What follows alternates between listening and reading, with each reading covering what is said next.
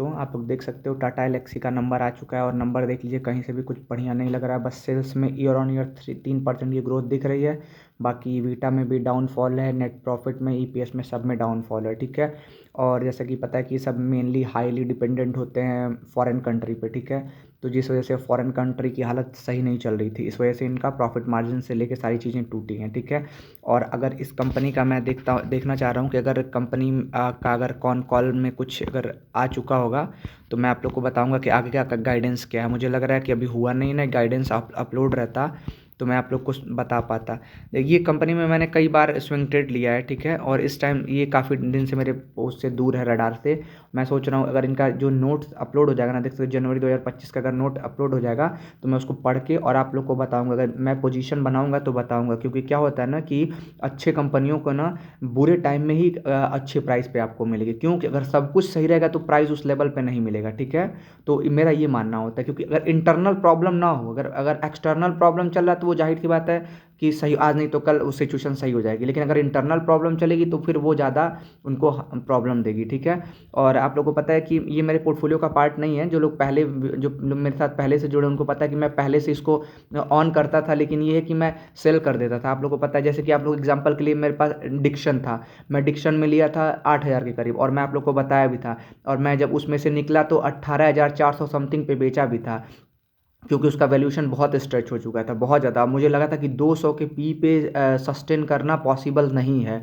और हालांकि मेरे पास जब वो था तो 19,000 समथिंग पे गया था, लेकिन मैं उसको सेल नहीं किया था। फिर जब नीचे आया तो फिर मैं ध्यान नहीं दिया था। उसके बाद मैं जब ध्यान दिया तो मुझे लगता नहीं यार, अब इसका वैल्यूएशन स्ट्रेच हो जाए, मुझे निकल जाना चाहिए। तो कुछ लोग का मेरे पास पर्सनल भी मैसेज आया था और कुछ कमेंट पे कि भाई इतने लोग के साथ टाई अप हुआ है, वीवो के साथ, ओप्पो के साथ, ना जाने किसके किसके साथ, अभी कंपनी का और बढ़ेगा। और ऐसे मैं बोला यार कि एक बार क्या होता है ना कि हाइप पे, तो इंसान हाइप पे जब ले लिया रहता है तो कभी कभी क्या होता है, जैसे डिफेंस में आप लोग को पता है कि मैं सेबी रजिस्टर्ड एडवाइजर नहीं, और ना मैं बाई सेल की टिप्स नहीं देता हूं। लेकिन जब मुझे लगता है कि वैल्यूएशन बहुत ज़्यादा स्ट्रेच हो गया तो मैं आप लोग को साफ आके कहता हूं कि भाई सेल करो या ना करो जिनके पास है, लेकिन बाई फ्रेश बाई मत करो। क्योंकि अगर यूं टर्न मारता है तो फिर उसका बर्दाश्त आप नहीं, क्योंकि कहाँ तक नीचे जाएगा कोई जाने, क्योंकि नॉन स्टॉप उसमें रैली हुई थी। मेरा 3 महीने के अंदर पैसा डबल हो गया था उसमें। लेकिन मैं अफसोस की बात, मैं सिर्फ एक शेयर लिया था, और वो भी मैं स्विंग ट्रेड के लिए। जैसे कि आप लोग को पता है मैं कोई और काम नहीं करता हूँ, मैं ये शेयर मार्केट का ही काम करता हूँ, उसी से अपना पोर्टफोलियो ग्रो करता हूँ, उसी से अपना खर्चा पानी भी देखता हूँ। ठीक है। तो मैं सिर्फ एक शेयर ही लिया था, और मैं भी बहुत छोटा मोटा इन्वेस्टर हूँ, तो मेरा पैसा डबल हो, मैं निकल गया। हालांकि मेरा टारगेट है, मैं फिर से बाइंग करूंगा, जब करूंगा तो आप लोग को बताऊंगा। मेरे रडार पे अभी वो स्टॉक है।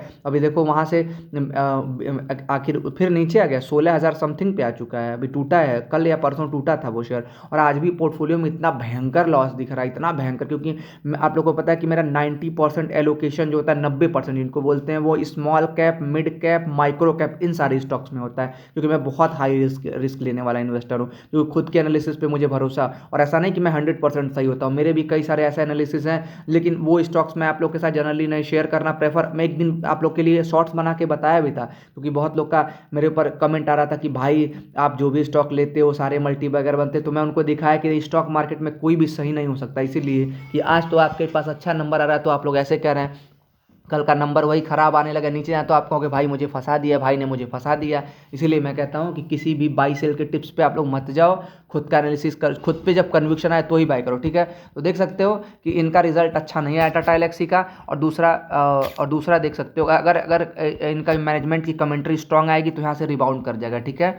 और दूसरी चीज़ देख सकते हो कि टीसीएस का देख लो, कि टीसीएस का भी जो शेयर है इनका भी आप लोग देख सकते हो कि इनका भी रिजल्ट देखा जाए तो टीसीएस उनसे भी बड़ी कंपनी, लेकिन इनका देख सकते हो उनका रेवेन्यू भी ग्रोथ बढ़ा हुआ है, ईबिटा भी बढ़ा हुआ है, नेट प्रॉफिट में 5% का दिख रहा है, ईपीएस में भी बढ़ोतरी। अब हमें देखेंगे कि जो 5% का शो हो रहा है उसमें क्या है, कहीं एक्सेप्शनल लॉस या फिर ऐसा कुछ नहीं ना है, वही हम लोग देखना चाहेंगे। तो फिर मैं आप लोग को बताता हूँ। ऑपरेटिंग देख सकते हो, ओपीएम में हम लोग अदर इनकम में जाते हैं। अदर इनकम से भी आया हुआ है इनका, अदर इनकम से इनका अच्छा खासा रेवेन्यू आया हुआ है 1243 करोड़ का। और देखा जाए क्या नॉर्मल है या कुछ एक्सेप्शनल है। नहीं, अदर इनकम जो है इनका नॉर्मल है, कोई अदर एक्सेप्शन नहीं है, तो कोई इसमें वो चीज़ नहीं है। तो देख सकते हो इनका ये चीज़ है, और ये मेरे पास स्टॉक नहीं है। मैं जब स्टार्टिंग में आया था, जब स्टार्टिंग में, तो मैं इसमें वो ऑन करता था। लेकिन ये सब बड़ी कंपनियां, आप कोई सोचे कि किसी को पैसा डबल कर दे, ट्रिपल कर दे, तो ये पॉसिबल नहीं है, क्योंकि ऑलरेडी देख सकते हो ये 14 लाख से ऊपर का मार्केट कैप है। ये कहाँ से पैसा दुगना तिगुना करेगी। और हम मैं ठहरा भाई रिस्की इन्वेस्टर। हाँ, बेशक ये आपके पोर्टफोलियो में आराम से ग्रोथ देगा, ज़्यादा गिरने नहीं देगा। लेकिन भाई मैं वो वोलेटिलिटी में बर्दाश्त कर सकता हूँ, लेकिन मेरा पोर्टफोलियो भी तो ग्रो करता है, क्योंकि मैं बहुत छोटा मोटा इन्वेस्टर हूँ भाई। तो अगर मैं रिस्क नहीं लूँगा, पैसे को ग्रो नहीं करूँगा, तो इससे पैसे कहाँ, ये मान लो जिनको 2-4 करोड़ रुपए हैं, जिनके पास है 25-50 लाख रुपया है, डाल दिया आराम से, डिविडेंट भी आ रहा है और हल्का हल्का ग्रो भी कर रहा है। नहीं कुछ किया, 10-12 10%, 5%, 7%, 20%, 15% भी आया तो भी बहुत है। पर हम लोग भाई थोड़ा सा पैसा है, उसमें ग्रो भी करना है। तो ये सारी चीज़ें हैं। देख सकते हो इनका वहीं टाटा एलेक्सी का नंबर नहीं मुझे कुछ खास लगा, लेकिन इनका भी ठीक ठाक लगा। इतना बड़ा कंपनी हो चुके तो जाहिर सी बात है ऐसे ही ग्रो, तो अच्छा नंबर लगा। अब देख सकते हो क्या हो सकता है, रैली करेगा नहीं करेगा मुझे नहीं पता, लेकिन भाई आज पोर्टफोलियो को देख के बहुत दुख हो रहा था, बहुत भयानक टूटा हुआ था। तो मैं ये कहूँगा कि आप लोग परेशान मत होइएगा। और मैं इस टाइम बेच नहीं रहा हूँ, आपको पता है, बस वही स्टॉक्स बाई सेल कर रहा हूँ जो स्विंग ट्रेड वाले स्टॉक हैं। बाकी जो मेरे पोर्टफोलियो का पार्ट है उनको नहीं मैं छेड़ रहा हूँ, ठीक है। और ऐसे टाइम में मैं शांति से बैठे रहता हूँ, अपना क्या बोलते हैं, वेट एंड वॉच करता हूँ। तो ये सारी चीज़ें हैं, और मेरी तरफ से कोई बाई सेल की रिकमेंडेशन नहीं, और ना ही मैं कोई सेबी रजिस्टर्ड एडवाइज़र हूँ। और खुद का एनालिसिस करने के बाद ही जिनको जो करना है वो करेंगे, ठीक है। और मार्केट में पैनिक है तो आपको पैनिक नहीं करना है, क्योंकि आप पैसे तभी बना पाएंगे जब मार्केट के ट्रेंड के साथ नहीं चलेंगे। अगर आप मार्केट ऊपर जा रहा है तो बाई कर रहे हैं, नीचे जा रहा है तो सेल कर रहे हैं, तो इसका मतलब कि आप मार्केट में पैसा वही बनाता है जो ट्रेंड के खिलाफ चलता है। क्यों कि जब लोग क्या कहते हैं, अंग्रेजी में एक कहावत है, लेकिन मैं उतने उस परफेक्ट लेवल पे नहीं कह पाऊंगा, इसलिए मैं उसको हिंदी में कह रहा हूँ कि जब दुनिया लालची बन जाए तो तुम डरो। क्यों? क्योंकि दुनिया लालच में बन के कब मार्केट यूं टर्न ले, और जब दुनिया डरे तो तुम बाई करो। तो इसका मतलब ये नहीं कि अभी तुम बाई करना शुरू कर दो, यहाँ सेलेक्टिवली बाई करना पड़ेगा, ठीक है। और जो भी मैं अपने पोर्टफोलियो का पार्ट बनाऊंगा मैं आप लोग को बताता रहूंगा, ठीक है। तो मेरी तरफ से कोई बाई सेल की रिकमेंडेशन नहीं है। बाय बाय, टेक केयर, मिलते हैं नेक्स्ट वीडियो में।